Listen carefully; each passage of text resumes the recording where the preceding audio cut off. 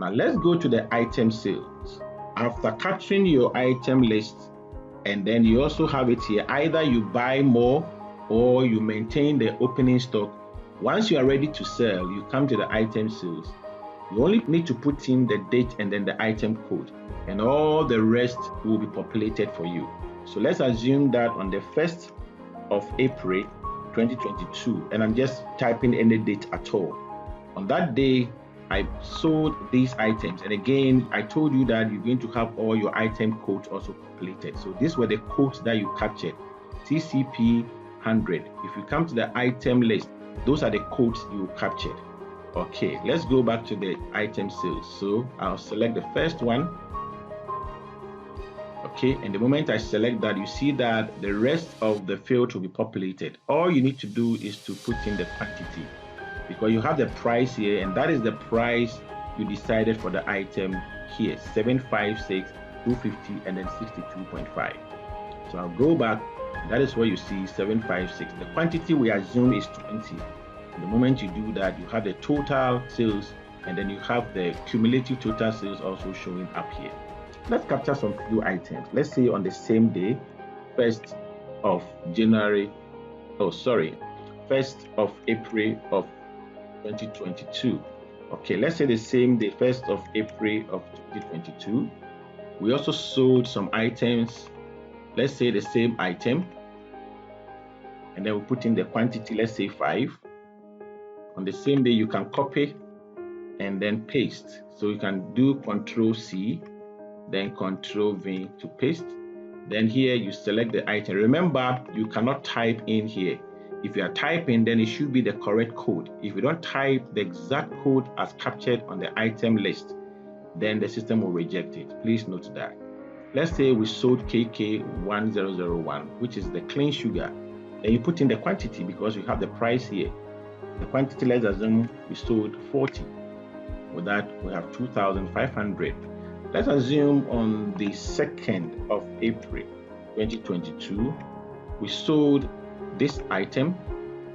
Then let's say we sold 40 pieces.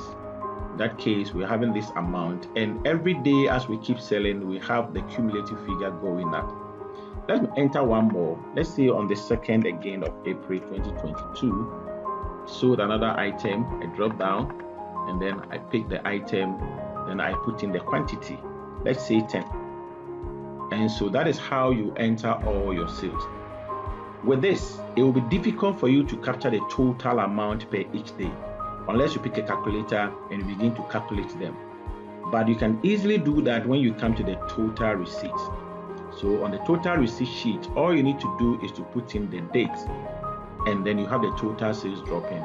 So let's go back to pick the first date, which is what, 1st of April 2022. So I can even copy it from here so that I don't make mistake. You can paste it. Once you paste it, you have the total amount sold in column D, and that is 21,400.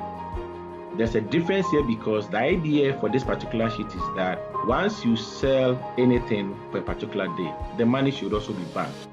This helps a very simple reconciliation between the amount that goes to the bank and what actually was sold. So if 21,400 was entered, you realize that the difference will be nil, and then you would have the total amount sold for the month also showing here. Let's say on 2nd of April, remember we sold also on the 2nd of April. If we go to the item sales, you see 22nd of April, we sold 2 items. The total amount for the 2 items amounted to 32,740. If I assumed we sent 32,000 to the bank, there will be a difference of 740. Then the explanation should be provided here, reasons for differences. And many entrepreneurs are making good use of this because sometimes they run businesses that they are not present. Somebody runs the business on their behalf. And so every day, once the sale is closed, they send the whole file to the owner, wherever he or she is, and then they're able to see. So reasons are given to the differences why 740 was not deposited, but only 32,000. So probably it was used for petty cash or any other explanation that is captured here. But then the total amount sold in terms of the cash deposited is also accumulated here. I'm going to go back and capture a date in May. For example, let's say on the 1st of May 2022. Now I sold another item.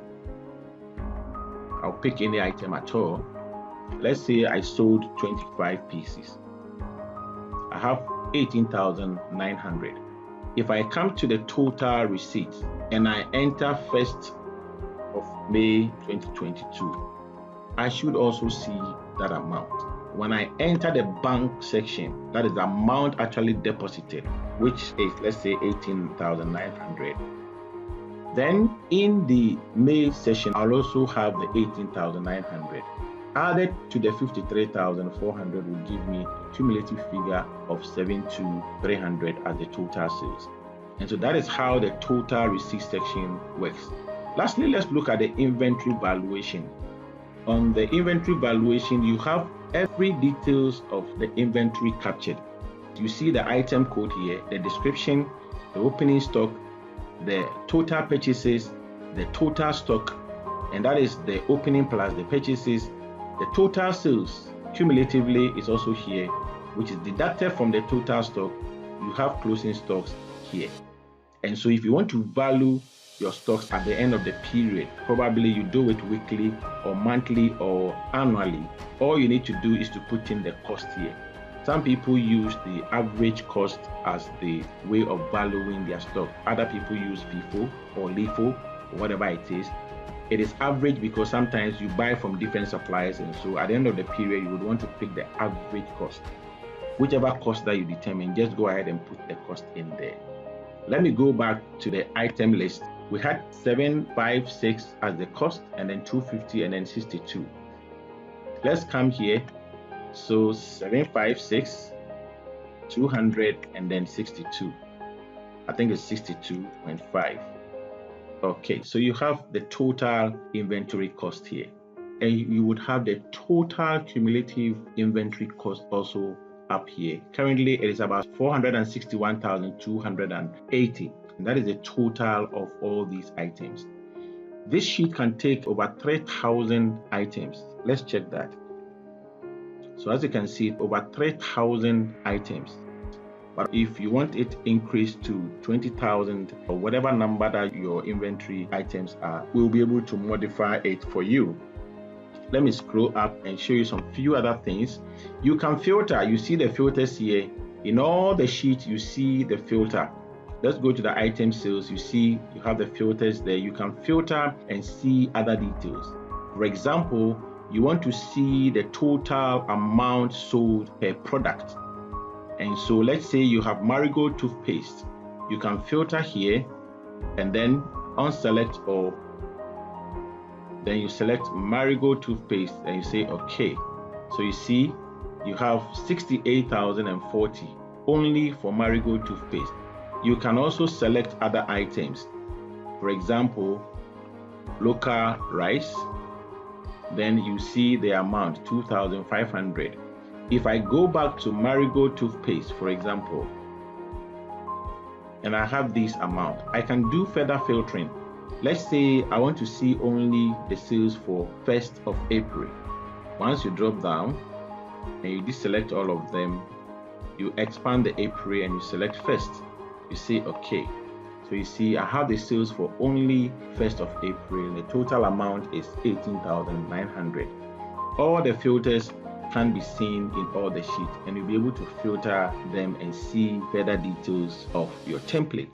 This is a very good template that is being used by pharmacy shops, as I said, and small to medium-sized companies to manage their inventory.